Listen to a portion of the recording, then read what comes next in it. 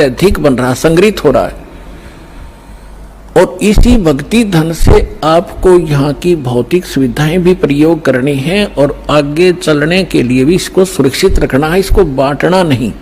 अपने आत्मा कुछ दिनों के बाद जिसने 1-2 वर्ष साधना या कर ली भगवान की सत साधना, तो आपका जो भक्तिहीन हो जाओगे, आप किसी को आशीर्वाद दे दोगे ना, वो भी फलने लग जाएगा। आपका पंचर हो जाएगा और उसमें हवा भरने लग जाएगी, आप भी डाउन हो जाओगे, यही रह जाओगे। आपकी गाड़ी खड़ी हो जाएगी और उसने उसका लाभ होना नहीं, क्योंकि दोनों को फुल एयर चाहिएगी टायर में आगे गाड़ी बढ़ाने के लिए। और वो अलग सिस्टम है जो दास आपको दे रहा है, इससे पंप सारे भरो और अपनी गाड़ी चलाओ। एक दूसरे मूर्ख होगा जो अपने टायर में दूसरे के टायर में हवा भरे, दोनों कंडम हो जाओगे। तो इस साधना से हम ऐसे बिगड़ जाते हैं। जो प्रश्न चल रहा था कि ऐसे जो जन्म मनुष्य के होते हैं वो ऐसे होते हैं जो पुनकर्मी प्राणी है। जैसे अब ये भक्ति युग चला है, अभी 1-2 वर्ष और बाधा रहेगी, थोड़ी बहुत, ज्यादा नहीं, क्योंकि समझदार हो, बुद्धिमान हो, सबको ज्ञान हो गया, अब कौन किसकी सुनेगा।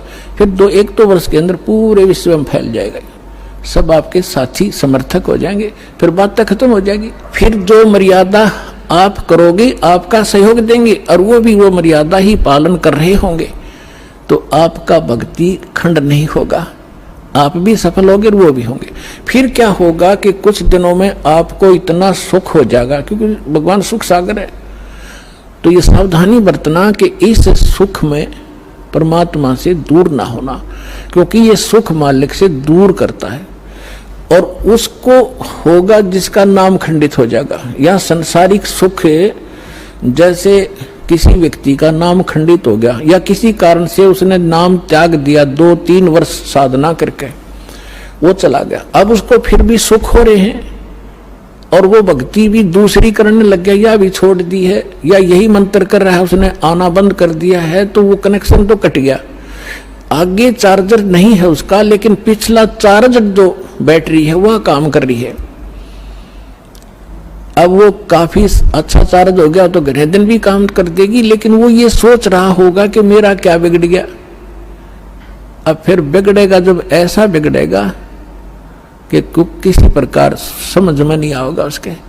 अब इतना ज्ञान दिया जाता है, मैं कोई बालक नहीं या वैसे थोक बिलो हूँ, कोई लालच हो मुझे। 2 रोटी भगवान ने दे रखी थी, जेई की नौकरी थी, बढ़िया काम चल रहा था, परमात्मा ने पहले भी ठीक से घर में गुजारा, ऐसे जन्म दे रखा था जहाँ रोटी टाइम पर ठीक मिले थी। तो दास ने पता चला कि मेरे जैसे दुखिया सारे ही हैं जिनको भगवान की चाह और धक्के खा रहे हैं। मुझे पता लग गया, तो सबको आवश्यकता इस भगवान की, इस ज्ञान की। तो इसलिए दास ने इस पर कदम उठाया। तो इस प्रकार जैसे आप जो सफल होगे। और एक बात और ध्यान रखना, आप यहाँ केवल उसी उद्देश्य को लेकर ना आना कि जैसे रोगी है वो रोग ही स्वस्थ हो, जिसको पुत्र की संतान नहीं है वो संतान ही हो तो बात बने। अगर संतान भी आपको आवश्यक होगी देनी तो यही मिलेगी, पृथ्वी पर कोई नहीं देगा आपने। और जो आपका रोग निवारण होगा तो यही होगा, पृथ्वी पर कहीं होगा भी नहीं, और होगा ही होगा, रोग तो निवारण होगा ही होगा। बाकी संतान भी परमात्मा अगर चाहेगा तो सब कुछ कर सकता है। उसका एक लंबा इतिहास है, फिर बताऊंगा, ऐसी बात नहीं। यहाँ हजारों ऐसे प्रमाण हैं जिनके 10-10 वर्ष, 12-12 वर्ष और 15-15, 20-20 वर्ष जान हो गए थे और बच्चा नहीं था। सारे सब आजकल तो सारे जो है ना भौतिक और सारे ट्रीटमेंट हैं, ये भी करवा के छक लिए थे मालिक ने, उनको भी संतान दे दी। ये तो कोई बड़ी बात नहीं है, लेकिन हमारा आपका मूल उद्देश्य मोक्ष हो और आपको पार करने के लिए परमात्मा जैसे भी आपको रखे वैसे ही रहो। जैसे डॉक्टर के यहाँ मरीज होता है और उसको थोड़ा बहुत कष्ट भी बन रहा है, वो जैसे भी कोई ट्रीटमेंट करे, इंजेक्शन लगाओ, जब भी थोड़ा बहुत दर्द तो होएगा। अब उस इंजेक्शन ना लागने दे, फिर वो ट्रीटमेंट क्या करेगा डॉक्टर। तो थोड़ी बहुत संकट, थोड़ा बहुत कष्ट आपको महसूस भी हो, वो गॉड गिवन समझना। किस लिए? परमात्मा हमें उदाहरण देते हैं अपने ऊपर ही।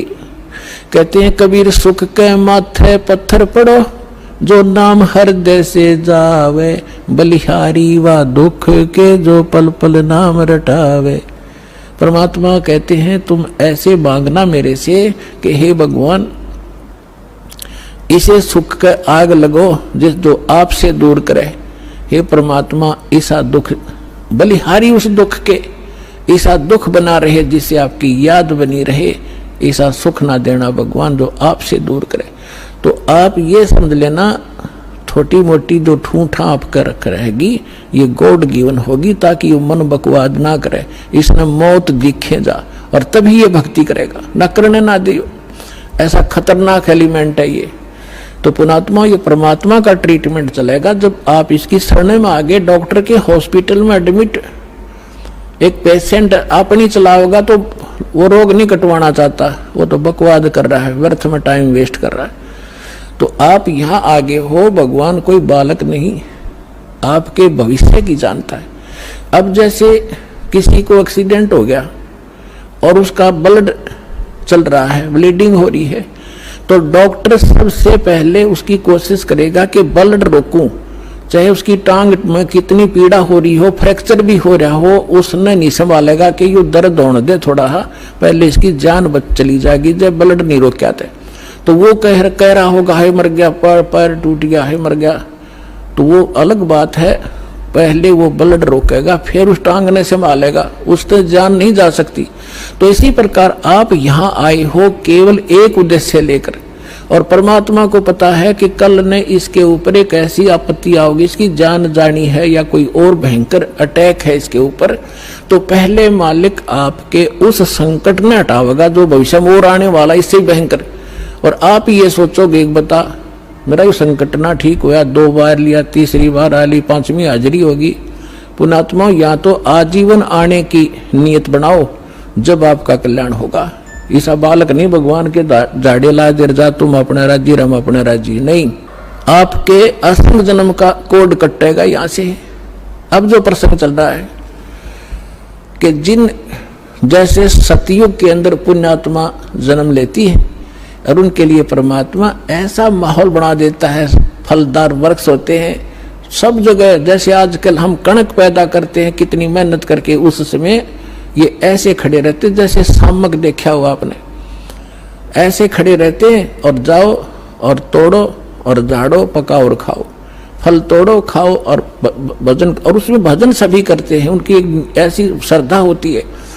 तो वो भक्ति करते हैं शास्त्र विरुद्ध, और सुख सारे उपलब्ध हैं, शरीर भी स्वस्थ है, लाखों वर्ष जीवन भी रहता है, बाप से पहले बेटा भी नहीं मरता है, और विधवा औरत विधवा नहीं होती हैं। तो वो ये सोच रहे कि हम जो साधना कर रहे हैं इससे हमें लाभ है, नहीं, यह भूल मार रही है हमने आज तक। तो वो उस सतयुग में कौन प्राणी जन्म लेंगे, ये बहुत असंख्य युगों से चला रहा है। अब जैसे ये समय अब चल पड़ा, जो भगवान पुण्यात्मा है इस ज्ञान से संपर्क में रहेंगे, भक्ति ठीक करते रहेंगे तो ये पार हो जाएंगे। अब अरबों खरबों प्राणी पार होंगे अब इस पिछली पीढ़ी में, क्योंकि परमात्मा ने 3 युग इंतजार की है इस समय के लिए। और कैसे परमात्मा किस प्रकार ऐसे लुका छिपी करके और भक्ति बचा के लाए हैं।